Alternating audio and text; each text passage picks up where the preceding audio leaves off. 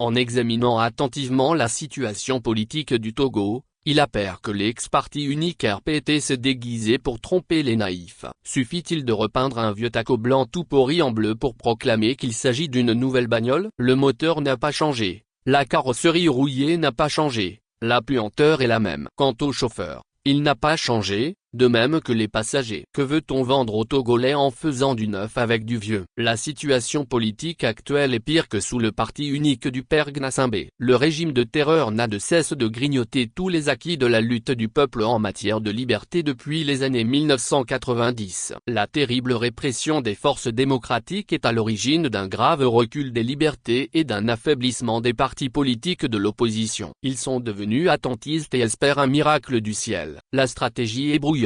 Quand elle n'est pas complice, un pied dedans, un pied dehors. La 5e République que l'on prétend vomir, l'on va se prélasser dans ses délices avec des miettes électorales, comme on jette un os à ronger à un chien. Même les militants ne comprennent plus rien. Le boycott massif de la dernière mascarade électorale des communales est une sanction du peuple envers ceux qui prétendent le représenter. Le faux débat oiseux consiste à dire « Qu'est-ce que le boycott a changé ? » D'une part, et qu'est-ce que la participation a changé avec l'humiliation de ses partisans? D'autre part, le problème ne consiste pas à se moquer de la déconfiture des participationnistes comme certains le font avec délectation. Il s'agit de ne pas se faire complice de la dictature par l'apport de sa caution à ces élections illégales, d'une part, et par l'inaction, d'autre part. Les deux attitudes concourent à la régression du combat libérateur et à la restauration du parti unique RPT. On a du mal à reconnaître ce qui fut appelé l'opposition démocratique dans les années 1990. Les leaders charismatiques de l'époque ont tous disparu avec leurs échecs lamentables et leurs trahisons. Conséquence cocasse de ce vide,